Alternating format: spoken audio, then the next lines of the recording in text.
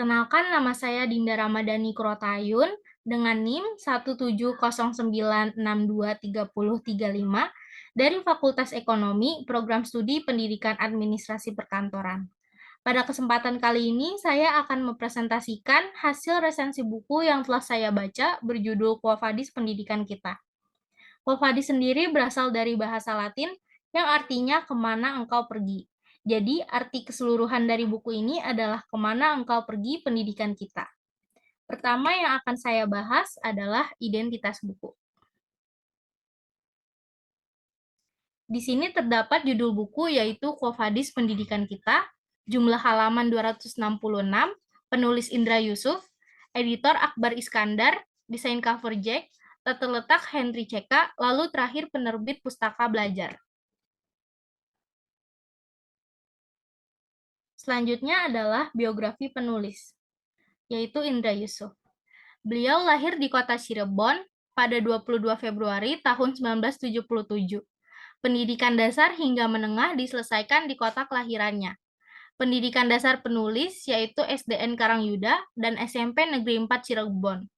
Pada tahun 1996, setelah lulus dari SMA Negeri 4 Cirebon, penulis melanjutkan ke jenjang perguruan tinggi di kota Bandung.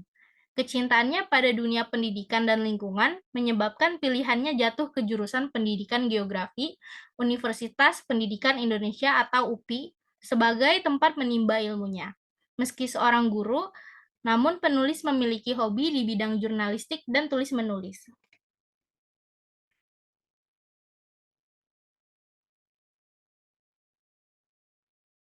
Lalu di sini terdapat intisari buku yang mengungkapkan dinamika pendidikan selama 10 tahun terakhir dalam kurun waktu 2006 hingga 2016 berupa berita, isu, wacana, fenomena, dan perubahan kebijakan yang menyangkut pendidikan.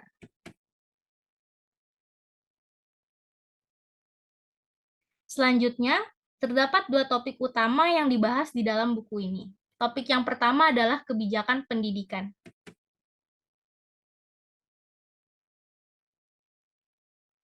Di dalam topik kebijakan pendidikan dibagi lagi menjadi dua subtopik.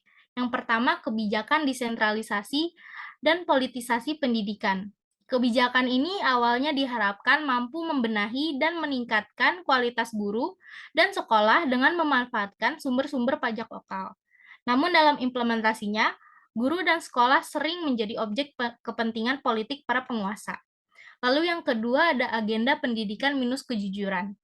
Pendidikan yang seharusnya menyemai benih kejujuran, kini malah menyemai kemunafikan, kecurangan, dan cara instan, seperti halnya kecurangan yang dilakukan pada jalur SBMPTN.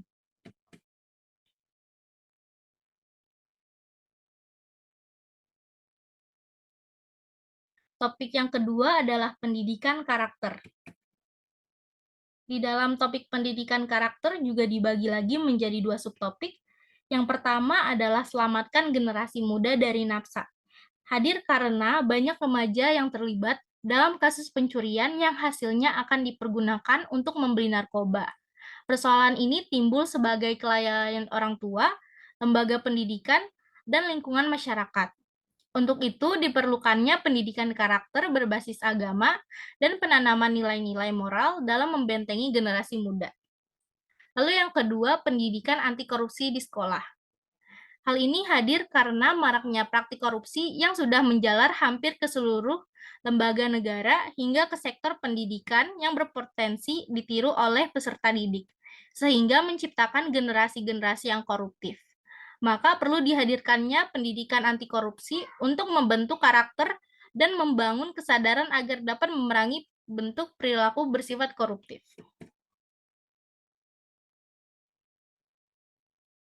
Terakhir yaitu kelebihan dan kekurangan buku. Untuk kelebihan dari buku ini yaitu membahas pendidikan secara kritis berdasarkan pada persoalan pendidikan yang terjadi di masyarakat, sehingga cocok untuk dibaca seluruh kalangan yang peduli terhadap pendidikan. Lalu kekurangannya adalah buku ini berisikan berbagai berita, isu, dan wacana sehingga pembaca sedikit kesulitan untuk memahami secara ringkas isi dari buku tersebut. Sekian presentasi dari saya. Kurang lebihnya mohon maaf. Wassalamualaikum warahmatullahi wabarakatuh.